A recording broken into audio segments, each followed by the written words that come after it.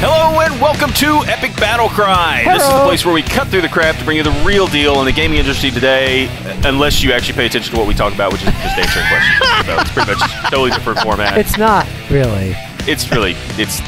No. Anyway, but it is Thursday. These jackasses are going to say Thorsday. Thursday. It is Thursday, July 24th, Such a 2014. Viking. Yeah. And I'm with Daniel Kaiser and Brent Adams. And you're welcome. And I'm Tony Grice. Hi. Nobody cares. But who cares at this point? We've run really long in this recording. No, I'm just kidding. Anyway, we've got a good question here from Aaron, or Aaron. I've always wondered what the extra A is for in Aaron. Aaron. Aaron. And he is there an Aaron here? Aaron _ 17. He says, at Epic BattleX, what do you guys think of the fact that there are now 7? Wow. Count them, 1, 2, 3, 4, 5, 6, 7 AAA games releasing on October 7th. How can this be good for companies? Brent, you want to start us off? Absolutely. Let me pull up an article on Forbes. You've already done that. All right. So here's kind of my thing. I think that what has become known as ROCKtober, and I guess we might actually start off with the games in question. Yes, we should let everybody that are know. going to be coming out, and they are Alien Isolation, Dragon Age Inquisition, Drive Club, probably, Middle Earth: Shadow of Mordor, NBA 2K15, NBA Live 15, and then Project Spark. Correct. I don't know if Project Spark really counts as a AAA game, does it? Yeah. Yeah, I mean, yeah. You know, like, I don't know. A lot of those games, honestly, are like big games. When I think AAA, I think of like a fucking Halo or like Titanfall, But you know, I do agree that all of those are pretty big releases. All right. So anyway, those are the games in question. They're coming out on October 7th, and we want to say that here at the beginning because we're going to need footage to play during this episode. Yeah. Now, and rotate through a bunch of them because they're good games. And this is as of July, so of course none of these games are coming out they're all on going to October get 7th. There was another game. This question really that was going to get released on October 7th. This was going to be 8 games on October 7th, but of course, what was the other game? The other game was Batman Arkham Knight. Was it a AAA title? It was. It was going to be a AAA title, and now it's dog shit. That was AAA. Anyway, so there is kind of an interesting effect that happens with the ROCKtober window. As October has become known, the ROCKtober industry, or the ROCKtober window, October going into November in the game industry, is a big honking deal. It is our summer blockbuster season in gaming. And I think that it is simultaneously good and bad. It's good because there's a lot of publicity, there's a lot of excitement. It's just like it's like the summer blockbuster window. There's a ton of movies to get excited about and go see every week. And it's lots and lots of fun. The problem with video games kind of squashing all of their stuff into that small window is that it takes usually a hell of a lot longer than 2.5 hours to experience that game. You can't experience all of them. Yeah. And there's only so many days in the month, as it turns out. So I guess that basically what ends up happening, at least for me, and I think everybody does this to one degree or another, but basically you end up picking out, it's like, okay, so here are the, maybe, I don't know, for me it's probably going to be like 2 games. If you don't have children, it's probably like Arkham 4. Knight isn't coming out. Shut up, Tony. So anyway, never speak that name to me again. But anyway, with my daughter now, if I get through 2 games that month, I will consider myself incredibly lucky. Prior to this, I would have been like, okay, 4. Like I could probably do like 1 per week. Welcome to my world. And just gorge myself. But that's really what it comes down to for me. For me, it just kind of comes down to like how many of these games can I potentially play, and then it's like whittling down the list. I mean, like right now, the thing that's at the absolute top of my list is Alien Isolation. Yep, should be. Followed by, at least as far as the 7th goes, followed by Middle Earth: Shadow of Mordor. Those are the 2 games right now that I am most interested in on October 7th. But there's other things that month that I got to worry about too. You got the Borderlands pre-sequel, you got Battlefield Hardline, You got fucking Evolve. Yeah. There's there's definitely other things to consider. But anyway, that's it for me. It's just like I love it because it's really exciting, but it is frustrating because I know I'll never get to everything I want to. Yeah. Yeah.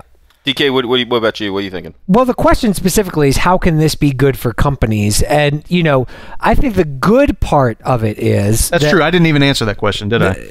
How can this be good for companies? And the good part of it is that it puts a very central focus on a specific day and a specific month. Like you said, Rocktober. Like you mentioned...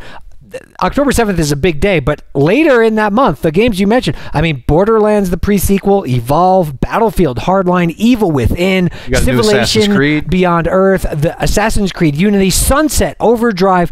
It's a huge month, but and that's not counting the money you got to save for November. That's right, because you got Call of Duty and Halo in November. Yeah, but my point though, how can this be good for companies? Is typically. It's high risk, high reward, right? Because you're trying to stand out. Now, if you look at these lists, with the exception of both NBA games, which are identical in what I wanted to bring, I'll talk about that more. They're offering something, they're just competing with each other. The rest of the roster, when you go down the roster for the month and you say, okay, here's Middle Earth. Okay, that maybe competes probably the most with Assassin's Creed, which is 2 weeks away. Then you look at Dragon Age Inquisition. It's the only RPG. You look at the Evil Within, the only survival horror.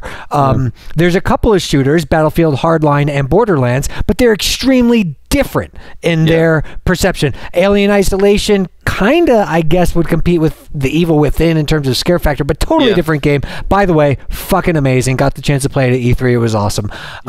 For me on October 7th, Dragon Age Inquisition is the #1 game. That's the one I want to play the most. But the other games, and I think Project Spark looks really fun as well.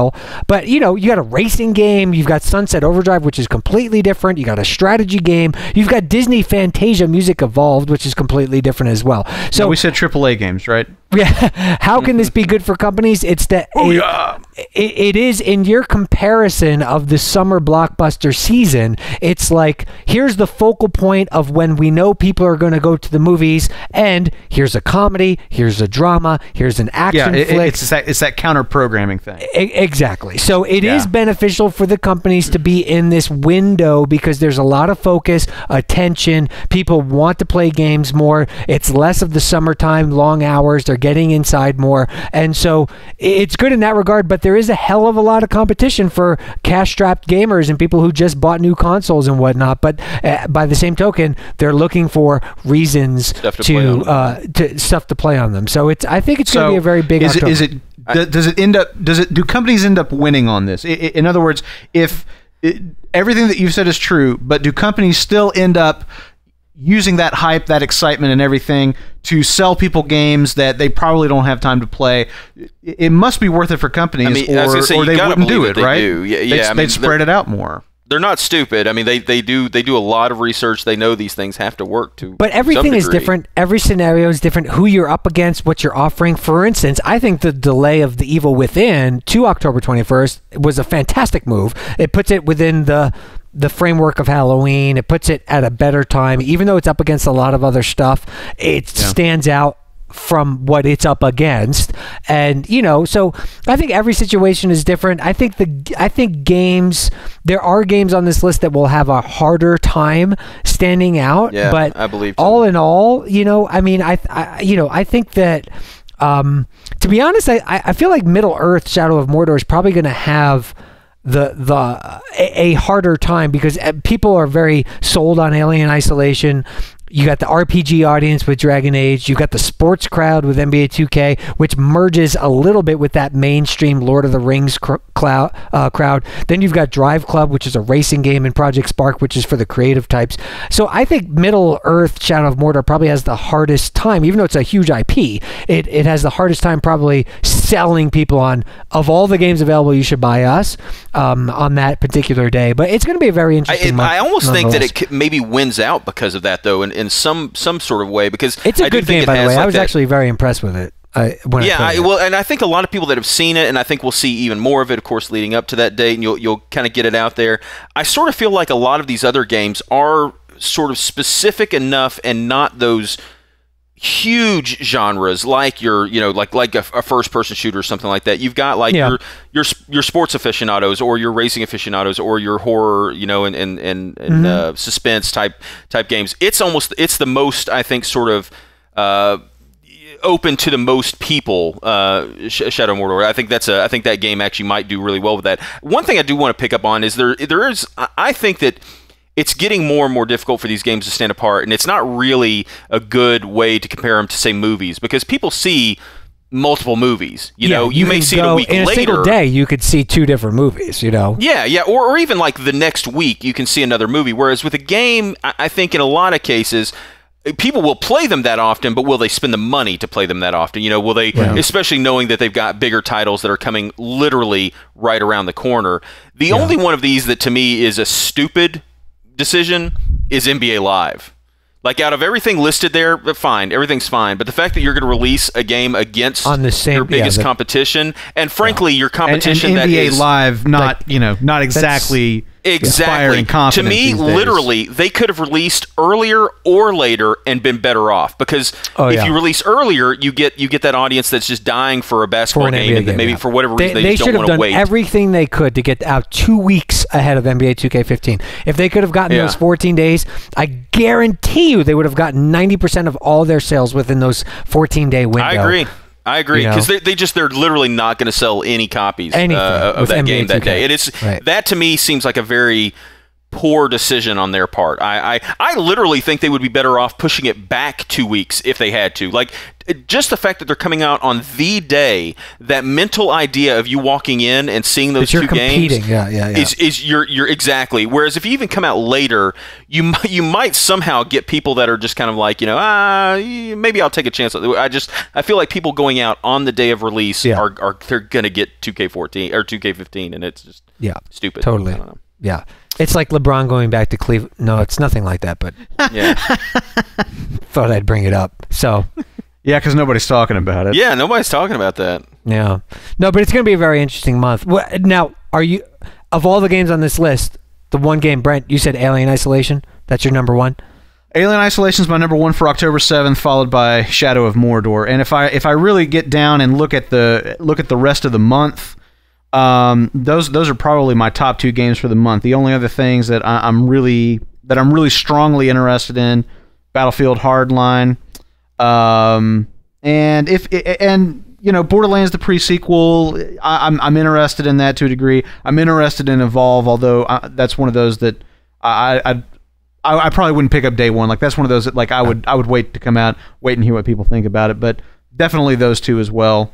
Are on the radar, as is The Evil Within. Yeah, Dragon Age Inquisition for me, and then Sunset Overdrive at the end of the month. Tony, what about you? That day, the only one that really is probably like a day one for me would be Alien Isolation. I'll probably be picking up Sunset Overdrive as well, even though I'm kind of a little. I don't know. I'm a little apprehensive about it, but I'll probably still be picking that up just because I think it'll be a lot of fun online.